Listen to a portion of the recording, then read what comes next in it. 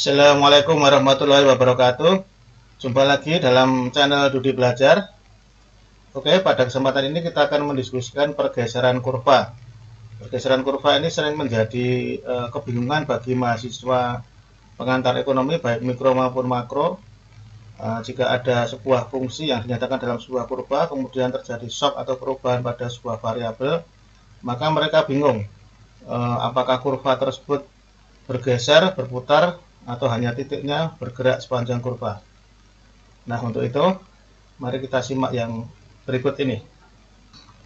Sebagai contoh, kita akan mendiskusikan perubahan pada kurva permintaan. Kita tahu kurva permintaan mempunyai dua sumbu, yaitu sumbu tegak Px atau harga barang X, kemudian sumbu datar Qx atau kuantitas barang X. Misalkan kita punya fungsi kuantitas barang X ada dipengaruhi oleh harga barang X atau barang itu sendiri, kemudian harga barang Y atau harga barang lain, kemudian pendapatan dan selera. Nah, ini yang kita sebut dengan fungsi permintaan. Nah, misalkan kita nyatakan dalam persamaan linear yang paling sederhana. Jadi Qx sama dengan A minus B Px. Nah, kemudian fungsi tersebut kita inverse ya. Karena kalau dalam ekonomi fungsi permintaan itu variabel dependennya adalah variabel Qx, kemudian independennya adalah Px. Nah, kemudian kita inverse sehingga Px menjadi sama dengan A per B minus 1 per B dikalikan Qx. Nah, kita tahu bahwa Qx dan Px ini adalah variabel yang terdapat dalam sumbu ya. Sementara yang sisanya yaitu PY, M, dan T tidak terdapat dalam sumbu pada kurva tersebut. Nah, gambar kurva permintaan tersebut seperti ini, yaitu kurva permintaan D1 atau dimensi 1 dengan slope atau kemiringan minus per B, kemudian interceptnya A per B. Nah, sekarang kita simulasikan jika terjadi perubahan. Misalkan perubahan Px naik dari Px1 menjadi Px2. Nah, kita lihat Px adalah variabel yang ada dalam sumbu. Nah, kita lihat posisi keseimbangan ketika P sama dengan Px1, maka Q sama dengan Qx1. Nah, ada di titik keseimbangan D1 strip 1. Nah, kemudian misalkan P naik menjadi Px2, maka Q turun menjadi Qx2, sehingga keseimbangan berada pada titik D1 strip 2. Sehingga yang terjadi adalah pergerakan titik di sepanjang kurva.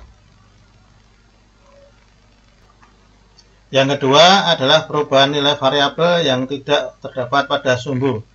Sebagai contoh, misalkan M atau pendapatan naik, sehingga yang terjadi M ini tidak ada pada sumbu ya, sehingga yang terjadi merubah konstanta.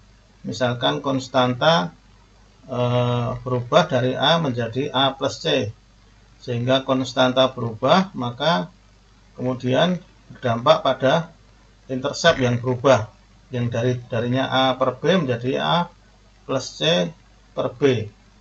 Nah, sehingga kemudian terjadi pergeseran kurva. Dalam artian bergeser kurva itu adalah interceptnya berubah, sementara slope-nya tetap min 1 per B.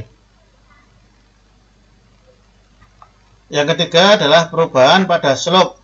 Kita misalkan adalah terjadi perubahan respon kuantitas terhadap perubahan harga barang X ya, sehingga kurva permintaan berubah dari Qx sama dengan A min BPX menjadi Qx sama dengan A minus 0,8 BPX.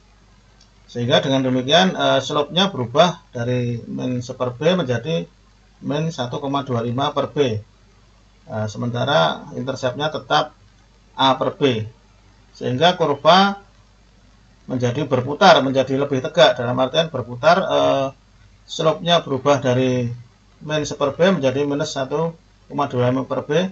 Sementara intercept-nya tetap A per B. Sehingga ini kita sebut dengan perputaran. Demikianlah sedikit contoh sederhana tentang bagaimana perubahan kurva Semoga dengan contoh ini menjadikan teman-teman lebih mudah dalam menuangkan perubahan variabel dari sebuah kebijakan yang dinyatakan dalam kurva. Terima kasih, semoga bermanfaat. Assalamualaikum warahmatullahi wabarakatuh.